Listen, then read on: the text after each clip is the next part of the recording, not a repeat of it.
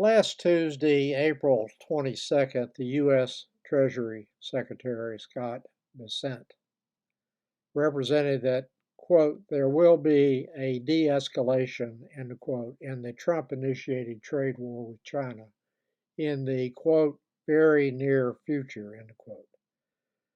The stock jocks believed him for reasons that escape me and drove stock prices much higher that day, with the S&P 500 rising 126.56 points to close at 5,287.76, and continued robust gains for the next three trading days before closing at 5,525.21 on Friday, April 25th, 2025. A 4-day gain of 367 points, or about 7.12%. When the Treasury Secretary made that representation, I noted that he clearly had implied that trade negotiations were actually happening between China and the U.S., and that both sides were close to an agreement to substantially reduce their respective tariffs that were having the same impact as an embargo for goods subject to the 145% or higher tariffs imposed by the U.S. on China's exports and the 125% tariff on U.S. exports to China. Trump was claiming that he expected a trade deal soon, possibly as early as May with China, and that both sides were in active negotiations. China called the Trump claim fake news. China also contradicted Trump's claim that he made in the Time interview that China's president had called him to talk about trade. Trump also claimed in that interview, which was conducted on April 22nd, I believe, that he was 100% certain that he had already negotiated 200 trade agreements and everything would be finalized in 3 or 4 weeks. In the past, it has taken 1 year to 2 years to negotiate a trade agreement such as the USMCA agreement with Canada, the U.S., and Mexico that Trump negotiated and signed near the end of his first term, and then decided to violate the terms within the first 100 days of his second term. When investing my money, I do not believe anything that Trump says, and consequently discount his claim as about the status of the negotiation with China on trade as either being false or at best misleading.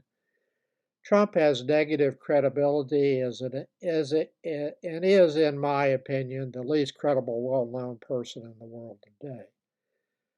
That observation has nothing to do with ideology or policy positions, but is solely based on comparing his statements with accurate information for over 10 years now.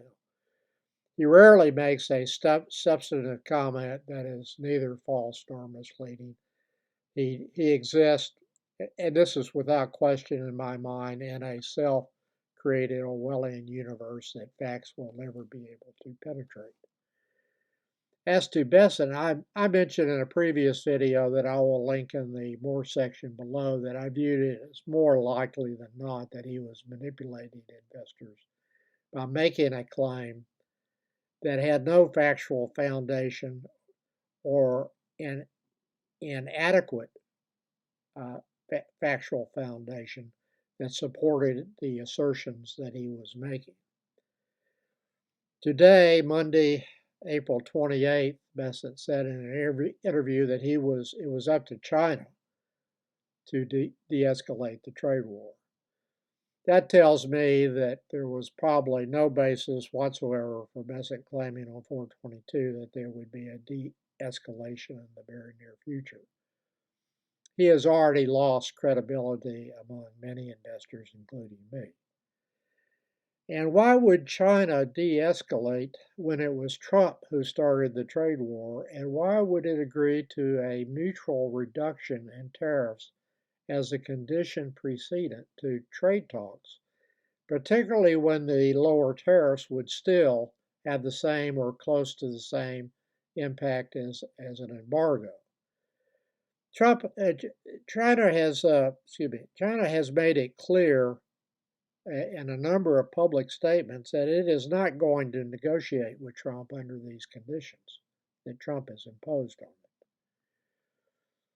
I did pick up my stock buying today and am already close to reaching my 2,000 weekly maximum.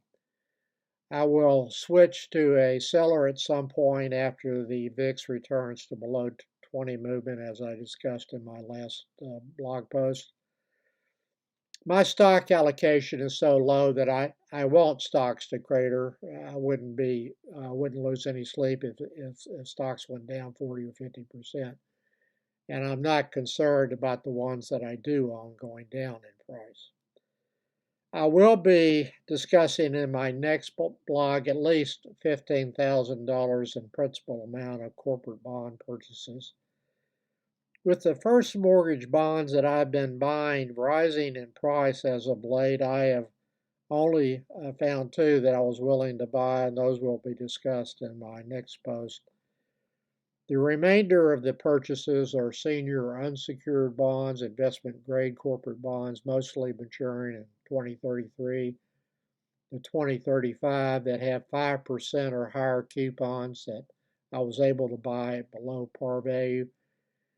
I also bought two maturing in 2027. I think those were from Ryder Systems, and two that mature in 2030 issued by Fairfax Financial, a large Canadian company that had a 5.149% YTM at my total cost.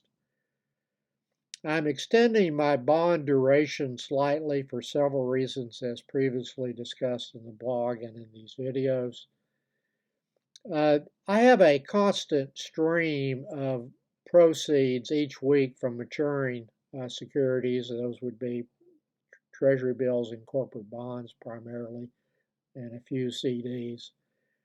And I am heavily weighted in short-term maturities. I mentioned that the duration of my bond portfolio and my fidelity count is just 2.7 years. So I have a lot of room to take on more interest rate risk given that short-term weighting that I now have and a constant stream of maturities every week. And it is important for me, at least, that I know that I will not have to sell any of the 2033 to 2035 or any maturity at all prior to any bond prior to maturity at an inopportune time in order to pay living expenses. And that's an important consideration for me to go out that far in time to buy a corporate bond. When going out to 2033 to 2035, as I've been doing now for a few weeks, I can pick up an acceptable to me current yield and YTM higher than 5%, and I'm picking up yields where the current yield and the YTM are close together, which is important to me when I go that far out in maturity. So, I mean, what I'm saying there is that if the coupon's 5.25 and the YTM is 5.3, that's what I want. That's what I want to buy.